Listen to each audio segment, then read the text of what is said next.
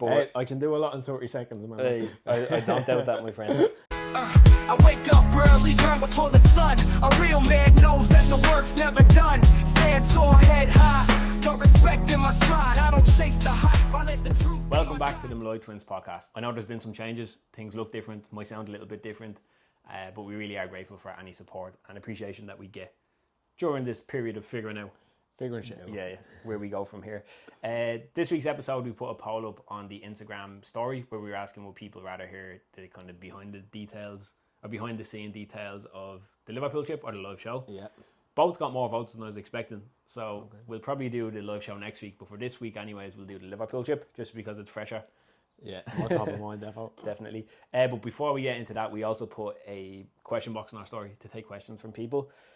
Anyone who didn't see it, make sure to keep your eye out because we'll probably be doing that a lot more going forward. We don't have guests to hide behind anymore, so we can't really just... Yeah, we can't just pass stuff over. We kind of need to develop a bit of a personality and find some things to say on the episode. Yeah. So if you have any questions you'd like to ask, just keep an eye on the Instagram stories. The first one came from Alex from Begin Again Yoga. And she was talking, I'm paraphrasing here because it was a long question, but basically she really liked how open we were with each other on that episode. And she was asking, is that something that's kind of always been that way, or is it something we've had to work on throughout doing the podcast?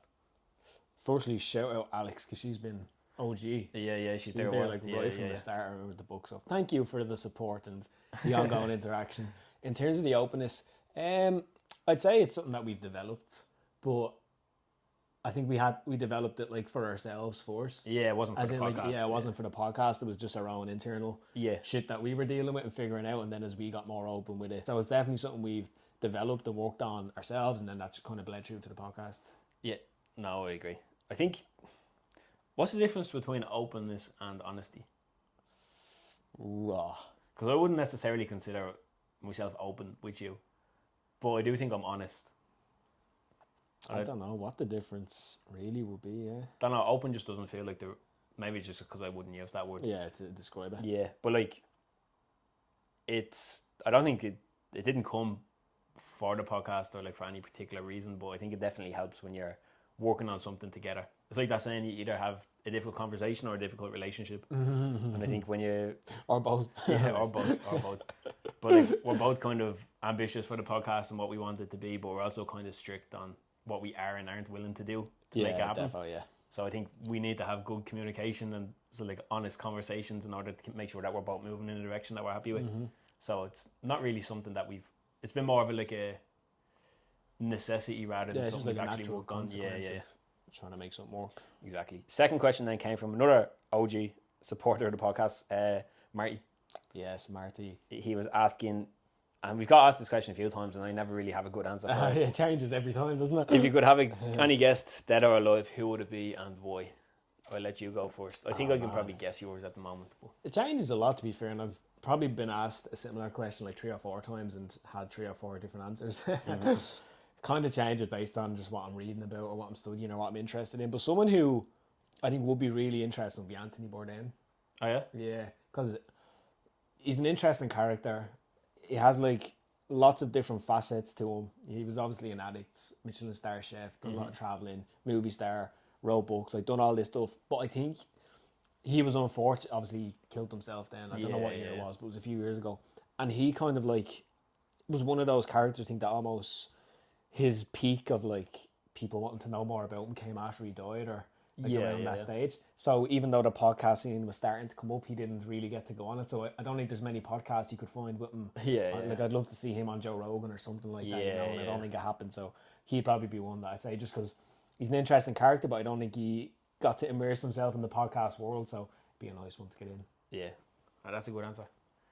I always struggle with it. Like, it's so hard, man. So hard. There's a lot of dead people. Fact, yeah. It's hard to pick one. I'd say at the moment, and only because I was watching clips on TikTok earlier of Narcos, Pablo Escobar would be a good podcast guest. Yeah, that would be sick. I don't have the Spanish to be able to make anything of it, but a little bit, bro. You could pay a translator maybe, but that would be a good one. Next one, we had 2 questions from Tony from Combat Confidential. Oh, sick, nice. The first one was asking a conspiracy theory that you 100% believe in. Oh, I seen this one when I came in and I was debating debating it, 'cause I was like, you know what? There's not really one I 100% believe in. There's none that I'm like, this is it. That's what I think, and you're not going to change your mind. You know, I'm open to it all, but the COVID situation, that whole thing, I'd say that's one that I'm not sure conspiracy theory necessarily, but the more I think about it and reflect on it, the more I think there were some bad actors in there, or some misinformation, or like something just wasn't quite right. So I don't think COVID existed, because I know people who lost family members and stuff. So I wouldn't be disrespectful and be like, COVID was a scam. Like, I think there was something, but I think the way it was handled and the extent of it was probably, there was an ulterior motive behind it, you know, that way. Yeah. So that'd probably be the main one for me. Nice. Oh yeah. I don't have a particular anything the government says. I think is probably a load of bollocks. Fact. I don't know if that's even controversial to say these days. I think most people are probably in the same boat. But like anything that comes out as the official government stance on something, I wouldn't trust it. Yeah. There's I never realized how many conspiracy theories there is out there. Yeah. Especially when you listen to American podcasts. Yeah. The amount of them they have, like the space landing being fake, JFK's assassination. Big one. Even the whole 9/11. Bin Laden stuff. All that. It's mad. So, you leave that to a different podcast to discuss. That's not our... the Molloy Twins conspiracy theory. Are we identical or not? Well, 25 years later, it turns out we are.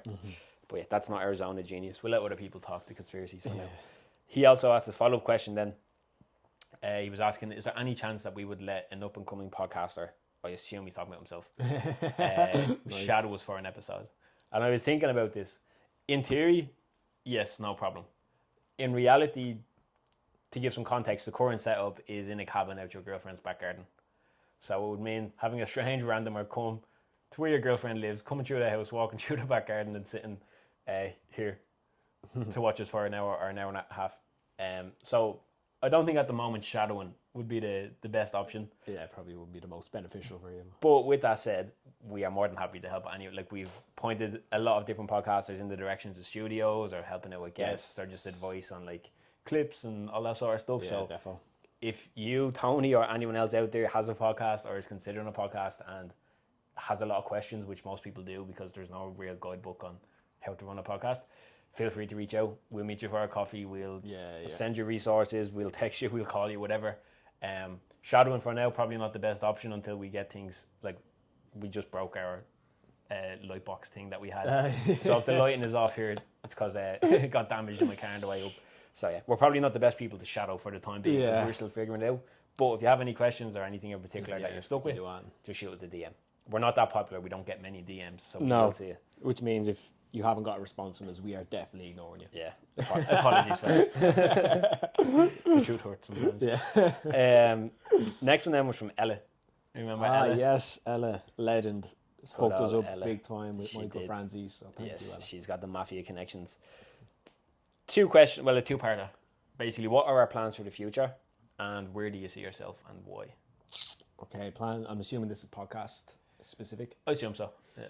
Cool, we're all with that. Plans for the future of the podcast. I mean, plan makes it sound really formal. Yeah. And I don't have a plan, to be honest with you. So I'll refrain from saying the plan, but the ambition and the vision. And this might be interesting for me to share and then you to share and see if they're aligned or whatever. But I think the vision that I'd have for the podcast would be getting to a stage where me and you and the Molloy Twins is like a brand that can stand alone on its own 2 feet. Mm-hmm. So financially feasible, economic makes sense in that perspective, but also is a platform that me and you control and own, so that we are not dictated by higher powers, let's say, around what we can or can't speak about, what we can or can't speak to, and the kind of conversations that we can or can't have. And so it's something that I'd like us to be almost like, as the world continues to grow, right, and people start to trust media less and less, like you said, and the government says, I basically just don't trust it. Like, and that's in newspapers, even social media. I think the more disinformation and stuff like that gets put out there, there's more of a gap that opens up for like somewhere you can just go and trust what you get and trust what you hear and believe it's solid and believe the intentions behind it. And that's the kind of space that I want the Molloy Twins to fill. Yeah. And then whether that's just podcasts, whether that grows into more of like a media enterprise where it's not just podcast conversations, could also be blogs, could also be other stuff like that, you know, but just like, let's say a safe space, a place you can trust the information that comes out, but also a stuff that we're interested in and conversations that we're interested in having. So that's the kind of vision that I'd have for it, is like when you say the Molloy Twins, the values that we have, people just know straight away that's what it's about, that's what they do, and I can trust what these boys deliver. And then what was the second piece? Where I see myself. And why? Where I see myself in the future. You know what, man? This changes a lot because I kind of go through phases of. To give some context before you elaborate in terms of how quickly that changes. 4 months ago, we were planning to move to Liverpool. Yeah. And as we say here right now, you are more or less moved in with your girlfriend in a cabin out the back with a dog. So life comes at you fast. Hey, man. You got to be flexible. Jesus.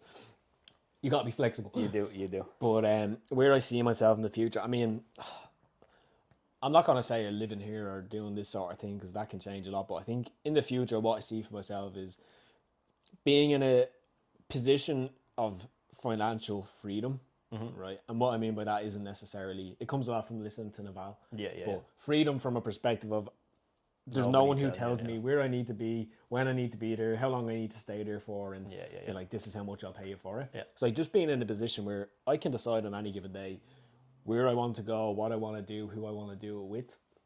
And that's it, really. Like, that's the freedom I want, because I'm not someone who's like, I just want to chill all day. And, I don't like chilling all day. I want to be doing shit. I want to be working on something. I want to be doing projects and be trying to make shit happen.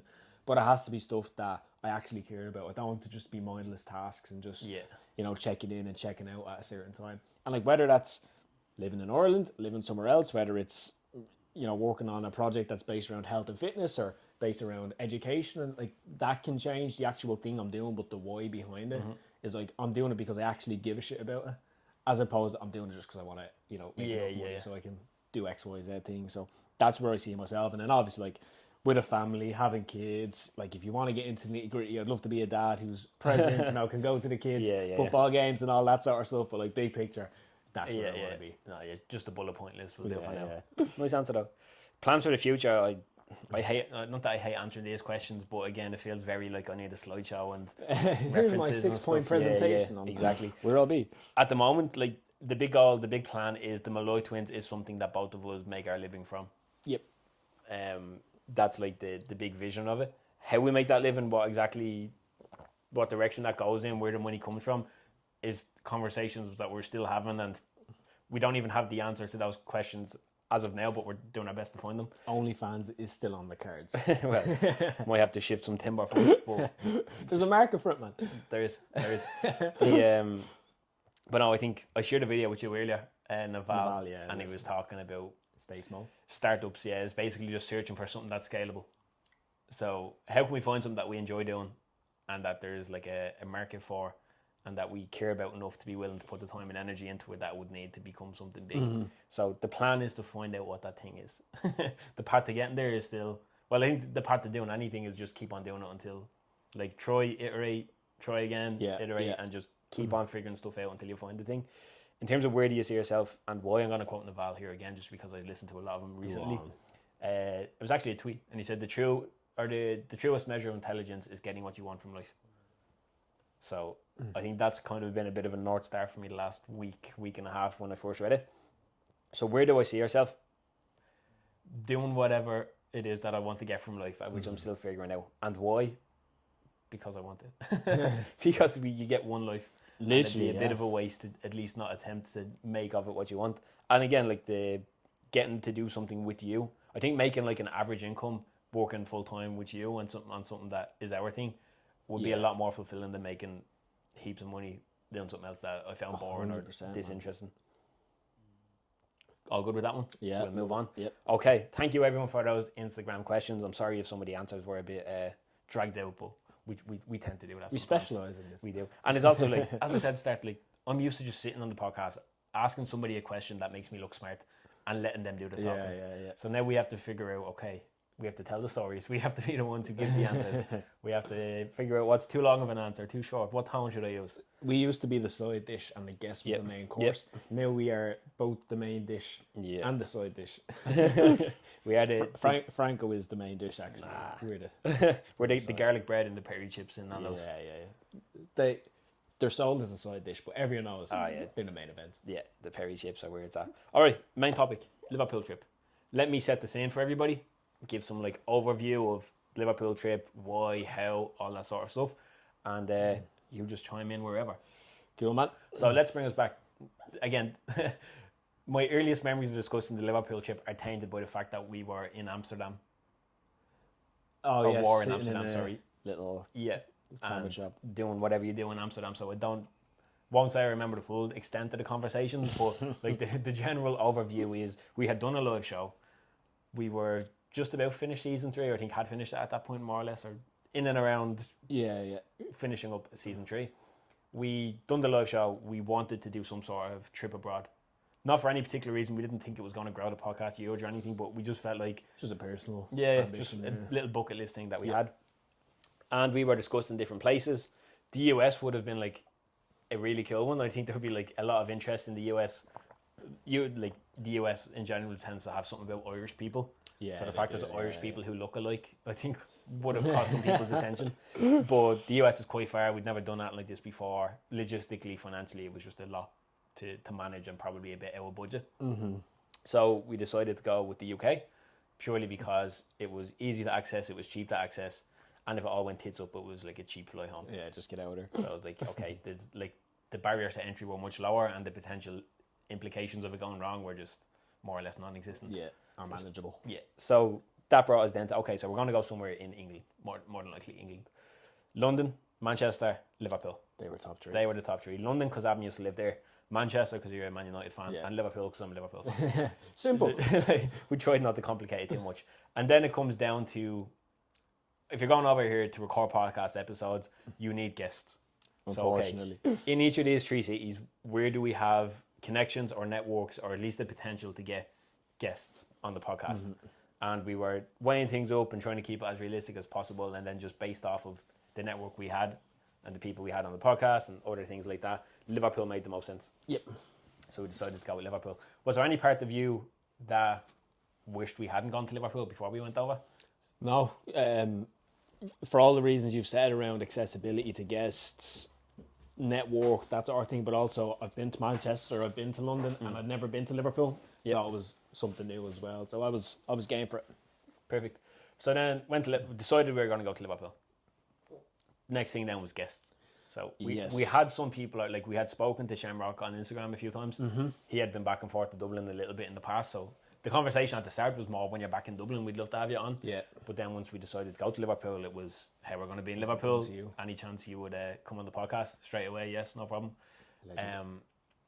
Pierce O'Leary he was back and forth. He was living in Liverpool at the time. He was, yeah. And we had been in contact with him for months. And he was just never back in Dublin at a time where we were recording. So we were like, Pierce, we're coming to Liverpool. We'd love to have you on the podcast if you're around. He actually wasn't in Liverpool the week that we were there. He fought like the week Yeah, he had just fought. or something. He was actually back in Dublin, but he was like, if you need any guests, I'm more than happy to help out. to reach out. Which is where the kind of Jazza Dickens thing came from. And then Molly, as I talked a bit about in the last episode, that was like the golden goose kind of. Yeah, she was the main event. Yeah, it was like, right, if we can get Molly McCann to agree to come on the podcast, then even if we don't get Build anything everything else, around that, yeah. like we'll just schedule this around Molly. For anyone who's not interested in the UFC, Molly is obviously a UFC fighter. UFC had a card in Manchester at the end of July. Yes. So we knew that Molly would be in the UK, at least in July, doing our training camp, finishing things off. So I was like, well, she's going to be in Liverpool because she trains in Liverpool. She's going to be in the UK for a while because she has a fight coming up. And Shauna Bannon is good friends with her, and we know Shauna. So can we just try pull some strings and make it happen? Yes. Lo and behold, we sent out a few messages. Shauna, for whatever reason, was nice enough to do it for us. She came through, and Molly agreed. And once Molly said yes, then it was like pretty much done. Game like, on. Go get booking. Then you have the headache part. So like, okay, can I find a studio? How am I going to get to Liverpool? Accommodation. Yeah, accommodation. Which, to be fair, you're pretty good at that side of stuff. Yeah, I do like that shit, to be fair. You like the nitty-gritties. In terms of like how we decided to go about it the way we did, I don't know why we chose that week, that first week of July. I don't know what it was about that week. I think work, wasn't it? Because it was the week of the 4th of July. We work for US companies. That's the one, yep. Yeah. So yeah, we work for a US company, and it was the week of the 4th of July. So we knew that work, we didn't want to take holidays from work, but we knew work would be quiet that week. Yeah, I think the 4th of July might have been the Thursday. Yeah, so we knew the third people be kind of checking out. The 4th they'd be off, the 5th they'd be recovering. Yeah. So it's kind of lent itself to it. Yeah, so there we had our 3 guests. We had our week booked the Monday to Fridays. Of right, we can work Monday, Tuesday, and then for the rest of the week it'll be pretty dead. So then it was studio, and it was pretty much just Googling. Like we didn't have anybody who could have told us where to go. No. Or anything like that. So I think it was 3 or 4 different studios you looked at. you rang around a few places, or we're just looking at different deals or different options. Nobody was interested in giving us. No. To be fair, like we're not a big podcast. No, not at you all. just have to kind of chance your arm ego to it, sometimes, yeah, but especially when you're self-funding and everything. yeah, it's like you need to give you a tenner off. You're like, I'll take it. It's mate. something. It's something. But we went to Liverpool Podcast Studios, which was probably the most expensive option.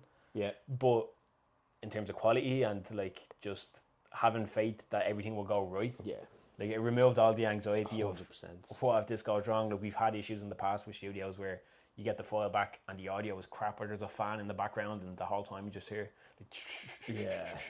and it just makes the whole thing feel like a waste of time. So And you mentioned something good at that stage as well. Like I think it might have been like £100 more expensive than the others.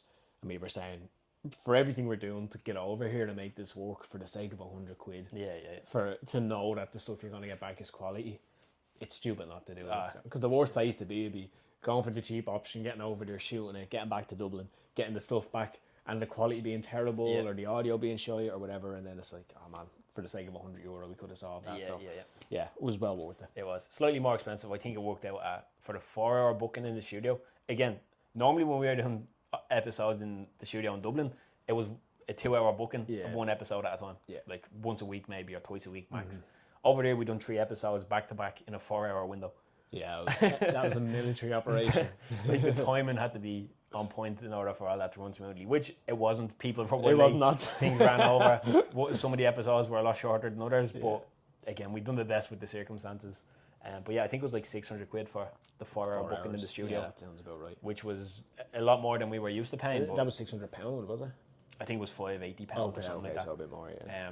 But yeah, it was a lot more than we were used to paying for 3 episodes. It was nearly the price of a full season. Yeah. Over here. So. But again, for the bucket list, for the memory, the experience, and the possible opportunities that might come from it, it was worth the investment.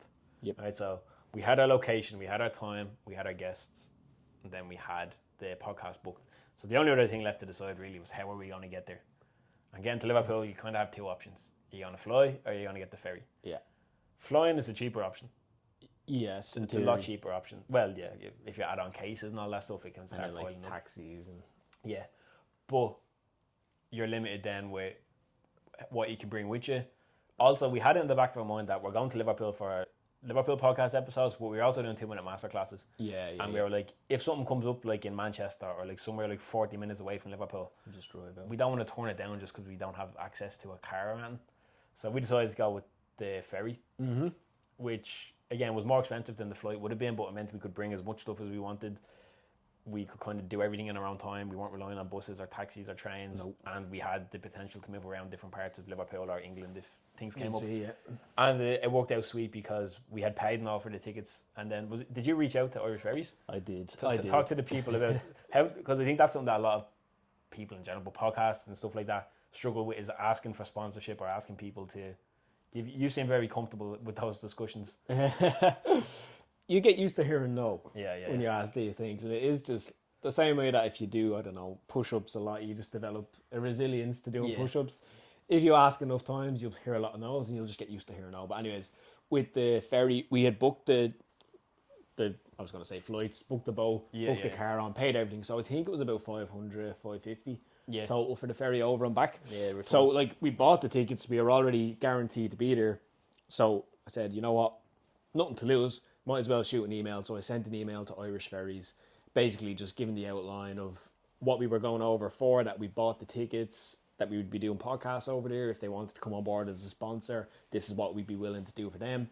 We kind of offered a bit in terms of like we do promo specific for Irish Ferries and stuff. So it wasn't just like a shout on the podcast. We do stuff while we were on board. And in return for that, all we'd ask for is that they reimburse us basically the payments that we made. Did you ask for that? Yeah, you specifically said, okay, nice. Yeah. So I asked for that because if you say, "Oh, is there any chance you want to sponsor us?" It's like, maybe. You just refund us the money that we've already paid to be on the ferry, and we'll do all this stuff for you. And well, like the ferry's leaving anyway. That's it. I was like, the ferry's gonna go with or without it, so it's not much of a cost to them, you know that way. But like they only really stand to benefit from it. So I sent that email across to them, not really thinking too much of it. Can't remember how long. Maybe a week later they came back and basically just said yeah. So like he actioned the refund, said happy with that, asked us to record some content and send over a bit of a plan or if there's anything they needed, so like logos and stuff to put on their stuff.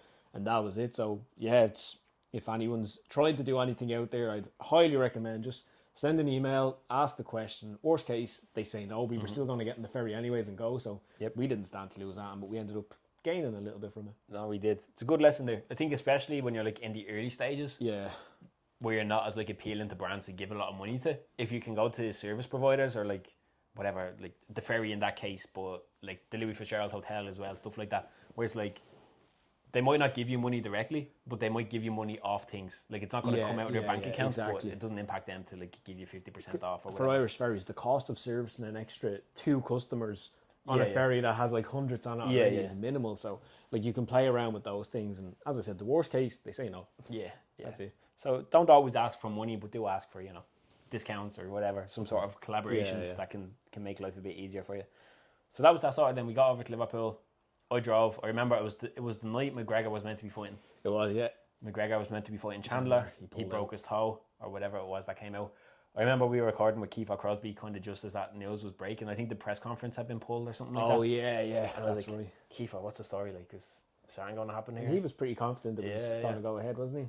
But again, like Connor's his mate, so maybe he was keep it under wraps 100%. But yeah, I was because I was doing the driving. Like we took my car to Liverpool. I was the one going to be driving from Holyhead up to Liverpool, which is about 2.5 hours. Yeah. And I was prepared to do it on the back of an all-nighter, just watching McGregor fight. And if I had a crash to Clio, it would have been worth it to see McGregor fight. But it didn't happen, so it kind of worked out well that I actually did get an alright night's sleep. Yeah, decent little kip. And then we got up, went to the ferry, got over to Holyhead. That was a long enough day of travel, wasn't it, that first day in Liverpool? That was heavy enough. It was, to be fair, it was really smooth. Yeah, like nothing went wrong. Or bumps, thank God, but yeah, it was only like a long driving trek. 2.5 hours and then what is it, 2 hours on the ferry or something like that? Yeah, I think it was about 2.5 on the ferry, and then obviously driving up, and then once we got there, done a bit of shopping, got to the apartments, set up, all that crack. So yeah, that was a long one. Yeah, so the first day in Liverpool that Sunday was just really getting set up and getting things in place and to the Baltic markets. Paul Pay. Actually, if you're in Liverpool or you're heading to Liverpool and you're looking for a place to go, Baltic markets is it's a nice place. I think they're open Wednesday to Sunday. I don't think they open Monday, Tuesday. Yeah. But yeah, like really good food options. And you can order off the QR code at the table, which is don't even nice. have to move. It's perfect. And Molly McCann owns or has shares in co-owns Polpetta, which is like an Italian. Polpetta means meatball in Italian. Meatball, yeah. That was a good one. So yeah, really good grub. If you are looking at going to Liverpool, would recommend the Baltic markets. So that was the Sunday. The Monday we were both working. Yes. We didn't get much done. I think we done a gym session that morning. Yeah, we went gym. We got a little pure gym membership each for the week. We did, yeah. What was it, like 20 quid for the 20 quid for the week. Again, that's one of those things. If you weren't with me, I wouldn't have done it. Like absolutely would have no interest. But that's like the nice thing about having you there for the accountability. It's like if you weren't there, I definitely wouldn't have trained, and I probably would have ate more shit. So it could have went a lot worse from a health perspective. So yeah, Monday we were working. Actually, we had to give a shout out to the Quarter. Oh man, to the Quarter. Where to start with the Quarter? I'll let you ramble on a bit because I know that you had a particular love for that place. They just done everything. Like the food was great. Yeah, the we didn't give was the great. Quarter is a restaurant. Yeah, the Quarter is a restaurant. It's I can't remember the name of the location that it's in. Near Toxteth, yeah, around that location. But yeah, like the food was unreal. We just stumbled on it by chance. Yeah, really. Yeah. We went to a different place for food and they were closing. Yeah, they so stupid. But we went back down. We went to the Baltic markets on Sunday afternoon, got a bit of grub, went home, and then we were gonna go back down later on that evening to get dinner. And whatever happens, we just took too long to decide what we wanted to get. And when we went to order food, all the food places had closed. So stumbled back to where we were staying, and the Quarter was just around the corner from our place. So we went in, and yeah, it was just class. It was. If you have a restaurant that has a visible case with all your cakes in it and pastries, chances are I'm going to keep going back just to look at it. That like food porn just it gets me in. But anyways, we went in, had dinner, class meal. The staff were so nice, and then they gave us a little discount at the end. Gave us a couple bits on the house. Food they recommended was class. So yeah, once that happened, we were hooked. So we were back there then literally every day, whether we were just getting a cake or just getting breakfast or getting dinner. But yeah, it was probably where we spent the most time while we were in Liverpool. No, it was, and it wasn't the food was nice. It wasn't the best. It wasn't like a I've ever had restaurant. It was just the place itself. The staff were all friendly. Like, and they had a good job. Sometimes staff can be like too much and they're like in your face. They don't, and then the opposite, where it's like you nearly have to bang your head off a window to get someone to come to your table. They just had a good balance of being present but not being overbearing. Yeah, and if you call them over, like they just bring good energy. They want oh, what the fuck do you want? Inconvenience. No, so solid restaurant. There's also, I had 2 restaurants listed on the list because I had to give another shout out. Well, I don't have much of a shout out, but it nearly put me in a. I know what you're going to say. Fazenda, is that the Brazilian place? Yeah. So the like Brazilian barbecue thing where they bring the meat down. It's called rodizio or something like that. Style, and they like bring the meat down to your table, and if you want some, they'll cut off a slice and give it to you. But I'd say in the first half an hour there, I must have consumed about 7,000 calories. It's called rodizio. Shouldn't call it roll off. I was telling you, like when I got into bed that night, I was like, I had my hands on my stomach and it was like rock solid. I was just like talking to God. Oh man, like, please just let me get over this. And I promise I'll never eat that much food again. Oh yeah, what a setup. See, it's one of those that, like in the moment, it was absolutely horrible, but I'd 100% go back and do it again. Exact same way. Yeah. I would not be holding back. I'd probably be a bit more strategic. But like it's so hard because it's almost like it sneaks up on you. Around a bit. You're grand. You're like, this is grand. Yeah, keep it coming, mate. Keep it coming. And then he's like, chicken. You're like, don't know if I can do that, Pedro. This around, mate. Yeah, I don't know. Come back to me in a minute, and then like it just doesn't help you. No. And we had to pull out the big ones. Got a couple of aperitifs. Digestifs. Sorry, didn't we? Shots. A couple of shots to try to help stuff go down, and it wasn't happening. So I was just crawling into the Uber. Somehow get me home. Gas, we weren't even near that long because the Uber driver who dropped us off is the same one that picked us up. So like in less than an hour, we just got absolutely off field. It was class. It was. And then of course we can't speak about Liverpool without speaking a bit about the people that we met over there. Going into a bit of detail on those. The first one, we didn't do a podcast with them, but we did a 2-minute masterclass and we went for lunch. And he fought recently on PFL. It was one of the most insane fights. Was it 12 knockdowns in 14 minutes or 14 knockdowns? I think it was 14 knockdowns. 14 knockdowns in 12 minutes. Like my blood pressure was through the roof watching it. I mean, one would chin one of them, he'd get up, he'd chin him back, and it was just 4 rounds or 2 rounds. It was a proper of chaos. Yeah. 3 rounds, I think it got to. It was insane. But then we met Dean Garnett, thanks to Joe from Train Alta for the hookup on that. Yeah, Joe was. Man, I don't even know how we got to contact. I got speaking to Joe, but ever since she's just been like an alloy in the corner. The main man, Sean Pitts. Yeah, she's been unbelievable, very supportive. Has always like gone above and beyond to give us anything we've asked, even if we didn't ask her. Always. But she has connections from the Train Alta program. She said you should pop in to see Dean. We met Dean, lovely lad, like an absolute gent. He runs the Aspire Combat Academy over there, which, as well as being like a fighting MMA gym, it also has like some sort of college course that training coach. Yeah, so you can 16, 17 finish school, you can go there and get your qualifications to become a sports coach and stuff like that. So doing good work in the community. And just an all round gent. Very nice fella and a character. Absolute character. Very funny. Lots of funny stories that we probably won't repeat on the podcast, but he's a good lad. Anyone else? Obviously Molly. I think a lot of people always ask like, oh, what's Molly like in person? Like pretty much, like very much the exact same as she is on camera. I'll tell you a story about Molly. We were shooting with Shamrock when Molly rocked into her podcast, and obviously, you know, you walk in, you see there's a podcast going on, you're probably like, oh, right, I'll just hang back here and not make too much noise. Molly strolls straight in with 2 bags of like clothes or whatever else, straight in like, oh, the Shamrock lad. Yeah. I think you can hear it on the episode. Yeah, I think you can hear it in the background. Shem shout. Molly McCann, here we are. She's a character. She's a ball of energy. And she was like, you see people on videos and stuff and they are nice, but you're kind of like, is it fake nice? Is it real nice? Molly honestly done so much for us while we were over there. Even like invited us down to Next Gen the next day, and not even invited us down, told us we were coming down. It wasn't like, oh, I'm fighting if you want to come down. She's like, I'm sparring in the morning. You're coming down, watch it, like be here 10 o'clock. Like, all right, Molly, don't get in your bad side here. But yes, so nice, done everything. And even after the podcast, we felt kind of bad because we wanted to get the masterclass, we wanted to get photos.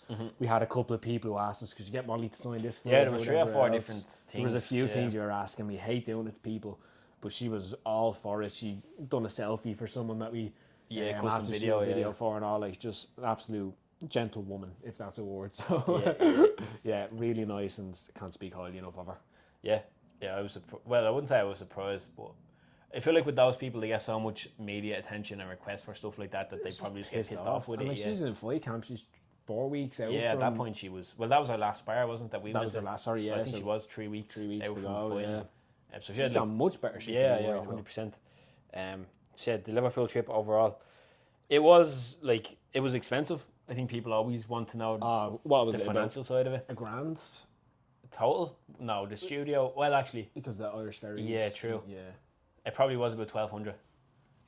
We got sponsored. It would have been 1,800, I'd say. Yeah. The ferries covered their own cost, so that brought it down to about 12. We got sponsored by Jack from Be the Difference 1-to-1 training. Yeah. So that brought it down a bit more, but we were still out of pocket, maybe like 500 quid each or whatever. Yeah, easily. But for the experience, for the memories, for the stories that come from it, no regrets. Yeah, you can't really put a price on that sort of stuff. Definitely not. So if anyone who has a podcast is considering doing a trip abroad, our advice would be do it, but not because it's going to grow your podcast, because it probably won't. Like, did we get many more followers from it? No. We probably got a handful of followers in the UK. As many as you'd think. Yeah, definitely. And like even like none of them were our best performing episodes. No. I think Molly was maybe number 4 of all time, yeah. 3 or 4. Probably somewhere up there, yeah. And the others didn't do great either, but like it's the memories, the connections, the relationships that you build, and the stories you get to tell from it. So I didn't want to make it just story time. Like, I'll sit down and listen to Leigh Lamb. So I wanted to give some sort of lessons from it, or like lessons learned from our Liverpool trip. From the trip. And just like key takeaways, not necessarily like things that happened that you learned, but just like general ideas that you can take from the Liverpool. If somebody's listening, what can they get from that they can start applying to their own life or their own podcast or their own whatever it is going forward? I have 3 written down. If you want to run some off the bat, go for it. Or if you want me to go first while you brainstorm, I can do that. Let me go first while they're fresh. Go for it. I'll rattle through them. So first one is, you don't need permission from anyone to do these things. There's no set point. It made, on paper, no sense for us to do a tour. Our podcast was not the biggest in Dublin, never mind in Ireland, to start going abroad.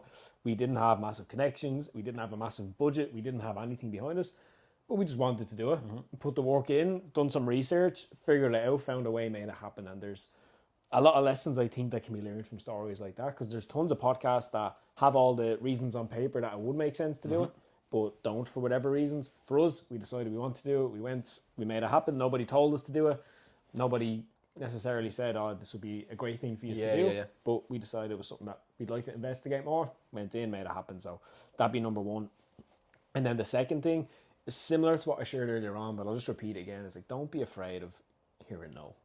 Don't be afraid of asking for something and then not working out. And even a funny story from it is when we got the picture with Paddy Pimblett. Yes. Remember that? Actually, tell that. We probably do owe an explanation for that one.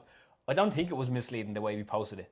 But I think some people got the impression off the post that we had a podcast with Paddy Pimblett that we're just sitting on or that we're holding on to. Which I assure you we are not. That would have been released ages ago if we did. I can't remember what caption we put on the picture, so I think it said "Thanks for your time today, mate" or something like that. I mean, yeah, okay, fair. I mean, Liz a bit open-ended. I mean, this time was like. But I wasn't going to caption it. Thank you for the 10 seconds it took to take this picture. Photograph. Thanks for the picture, Paddy. But yeah, with Paddy, we were obviously down watching Molly spar in Next Gen. Paddy was also there because he was fighting on the same card. Blah, blah, sparring finished. We were still hanging around. Actually, firstly, shout out to everyone down in Next Gen. Nathan Fletcher, Adam Cullen. A few of the lads that were just like around the edges that I didn't get their names, but we were chatting to. Like, so nice, so welcoming. You would think because it's like a high profile gym, they'd be a little bit, who are these lads? What are you doing here? Like, go away, we're training here. Like, imagine walking into a Premier League football training ground. Yeah, just like, 2 randomers. Get out of here. Yeah. Like, you're not watching this, but like, they were so welcoming and made us feel right at home. But with Paddy, he'd finished training, he went off, he was getting a bit of work done or whatever. So we were still hanging around. And we were going back and forth to each other. And we actually spoke that more and said, like, what would be success today out of this for you? And one of the things was getting some form of content with Paddy in. We knew a podcast would be out of question because we didn't have a setup or anything there. And he was in fight camp and had 2 babies at home. So we weren't going to do that. A 2-minute masterclass, maybe. But again, it's a bit of a bigger commitment than a bigger ask. A photograph, though, 10 seconds, get it done. So we were going back and forth. Paddy wasn't there. We're like, he might come back down. If he does, we'll be asking him. And then we were like, but I don't want to, blah, blah, blah. Yeah. And then we just kind of said it to each other as, here, look, don't bitch out this. Yeah, Like, we're never going to have this chance again. This time is going to come and go. Don't want to be sitting at home later on thinking, if we had just asked him for the picture, what would have happened? So he came back. One thing led to another. We made our way over there, swooped in, asked for the picture. He graciously accepted, got the snap, got out of there. So, you know, even that within itself, he could have easily just walked away from that and then been sitting there being like, oh yeah, we met Paddy, but we didn't get a picture with him. All right, cool. So don't be afraid of hearing no and just go and make the ask, because that time is going to come and go, and you don't want to be the person who's later on reflecting on it and regretting not doing it. Yeah, no, definitely. It's better to have the story that this person told me no than I didn't ask this person. Yeah, could have, but didn't ask him. Cool. Yeah, a definite no is better than a maybe yes. Yes, yeah, definitely. Cool. Is that your two That's my takeaways? That's my two. Cool. Mine are quite similar, to be honest. The first one, it just kind of goes back to this idea of getting lucky, which is like, there's always luck involved when anything goes well. Yeah. Like, somebody happens to read your DM. You happen to know somebody who knows somebody. Whatever it is, there's always a case where you got lucky. But I think you have to put yourself in a position for luck to find you. And the more you try, the more you put yourself out there, the more emails you send, questions you ask, people you reach out to, the more lucky you get. Mm-hmm. So put yourself in a position for good luck to find you, is my first one. Second one, don't say you can't do something, just say you haven't done it yet.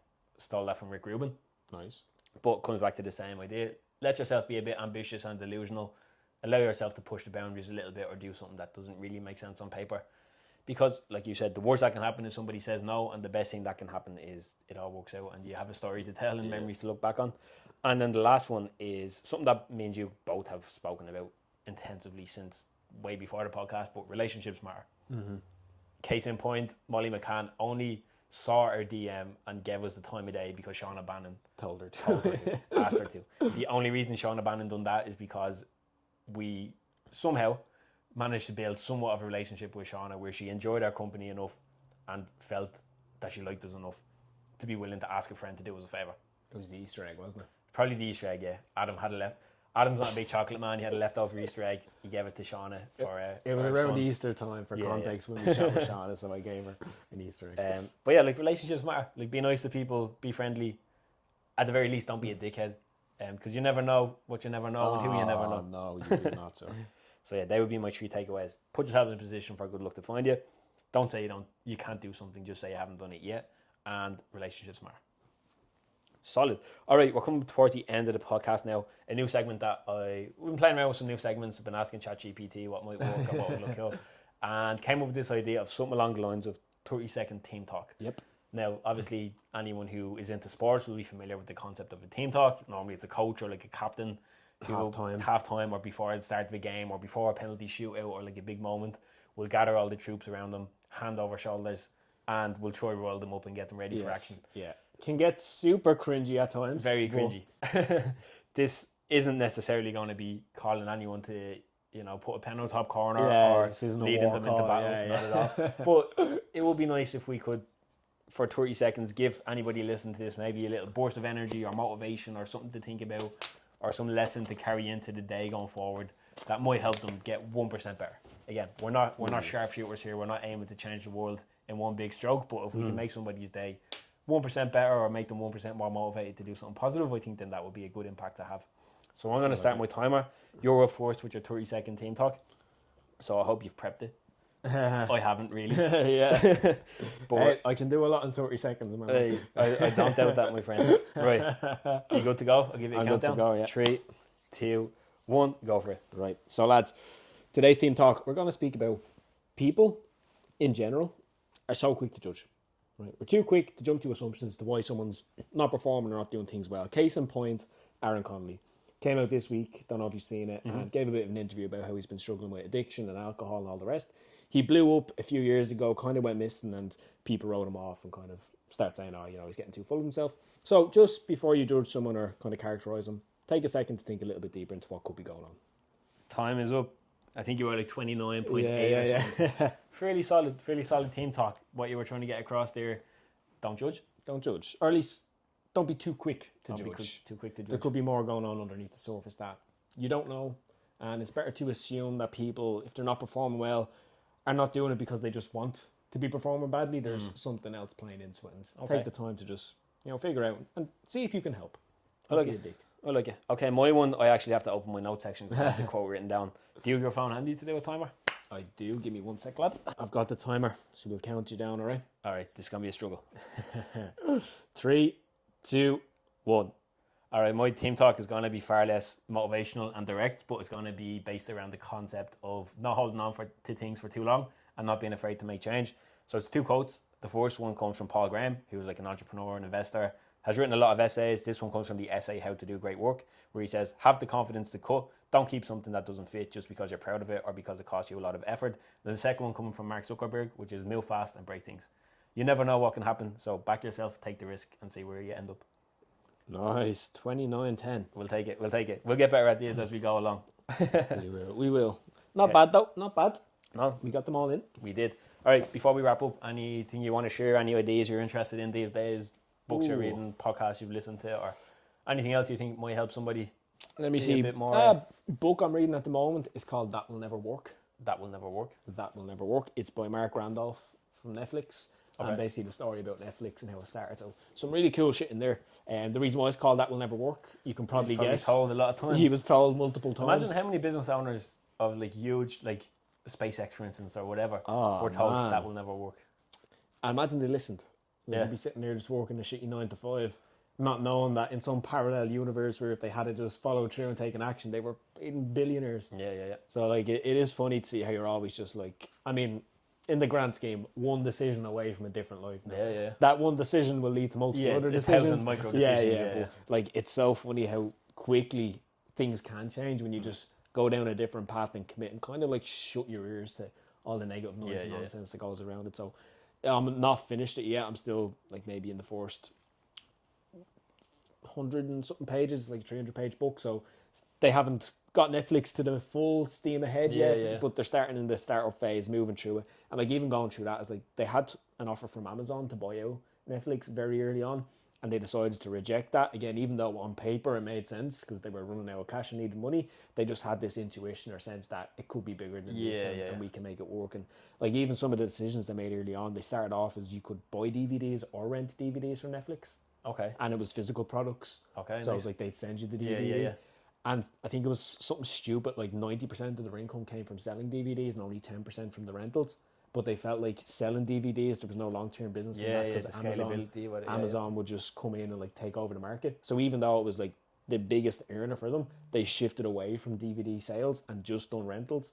Damn. Like who would have the balls to make that sort of decision? So just cut your income by 90%. Yeah, and go and suck it up and make it happen. But obviously everyone knows Netflix, everyone probably has it, so they made it work. So a lot of good shit in there. I'd recommend either picking up or just listening to Mark Randolph talk, to be honest, because even his whole idea, I don't know if you've ever seen his LinkedIn post. No. Around, it's not the way LinkedIn is a place where Everyone pretends to be people just try to something, big themselves up. He kind of does the opposite. But one of the posts that he has that went really viral was that when he worked at Netflix, literally from day one right up until the day that he left, he had in his calendar, no matter what happens, 5 o'clock on Tuesday, he's done. He's out the door. Oh, he goes on a date night with his wife or something. Yeah. He said, I don't care what's happening. If there's like a massive fire that needs to be put out at 4:55, you'll need to talk to me on the way to the car. Like that sort of thing. It's like, no matter what happens, there's nothing that's getting in the way of that. And that's why he feels he was able to be someone who had massive success in business and made loads of money, but isn't on his tour de Fort wife. Yes, He's like, that's not who I want to be. I don't want to be the fella who's on his second and tour business and his tour de Fort wife, and has no relationship with his kids. And that was his North Star from day one, and he's made it happen. So that's my big things. No, that should have been that was more than 30 seconds, Yeah, but there was a team talk in there. That was good. That'll never work. Mm-hmm. That's what we should. That's People I think should his Instagram handle is even Is that it, now. Yeah, he kind of like Yeah, that's his thing now, you know. No, I like it. It's a good catchphrase. We should normalize more when somebody says something like that. Just saying like, "What the fuck do you know?" Yeah. Who made you God? Yeah, like, shut the fuck All right, up. what's the lotto numbers tonight? Then if you Yeah. can fucking tell the future like that, man. Oh, I like it. Okay, I think we can wrap it up at that because that was a pretty solid ending. That'll never work. I'm definitely going to listen to some Mark Randolph and see if it's worth spending money on the. Actually, I'll wait for you to finish the book and just read your version. Fair. But unfortunately, now that we don't have any guests to leverage their audience or anything like that, and again, we accept that this change in direction, less people will be interested in what we have to say. Potentially, yeah. There will be listeners out there, I think, who will be interested, but it might take a bit longer to find. Yeah. So, anyone who is listening, if you are enjoying it or you do appreciate the work that we do, please do like, share, subscribe on YouTube. People don't really know this, but you don't make money on YouTube until you meet 2 criteria. The first being 1,000 subscribers. We have like 820 at the moment. Oh yeah. And the second one being you have to have, I think it's a total combined amount of watch hours of like 4,000. 4,000 watch hours. No, I'm sure we're Nanny way Alice over that. is contributing a lot to Yeah, that. yeah. But So we have the watch hours, we don't have the subscribers. And again, even once you do monetize, like it's pennies for until you're hitting could the, it be the a big spice numbers. bag fund? I doubt. Maybe a spice bag every 6 months. But still, you just take it. But no, anyone who is listening, if you do enjoy the content or if you do find some value in the things that we say or share, or would like to see us continue to grow and go on this path, like the video, subscribe on YouTube, share it around, and it would really mean a lot to both of us. If you don't do it, we won't hold it against you. We have no way to track it anyway. So Yeah, I'll have no we idea won't that know. you didn't But do you'll know. You'll know. No, I don't understand like Stephen Bartlett when they try to do it and it's so cringe. It's like, And I promise you, interesting fact, yeah. 60% of you guys don't actually subscribe. yeah. It's like, yeah, I can tell why, mate. Jesus. But yeah, as Lee said, it does actually help a lot more than you know. Even just a simple like, a share, a shout out, anything like that goes far beyond like just you. It's everything else that opens it up to. So if you enjoy it, if you get value from it and you'd like to support us and continue to go on, simple, all you have to do is give us a shout out, share it, send to someone you think might get value from it, and we genuinely mean it when we say it does help us out a lot. Yes, sir. So thank you for listening, and we'll catch you in the next one.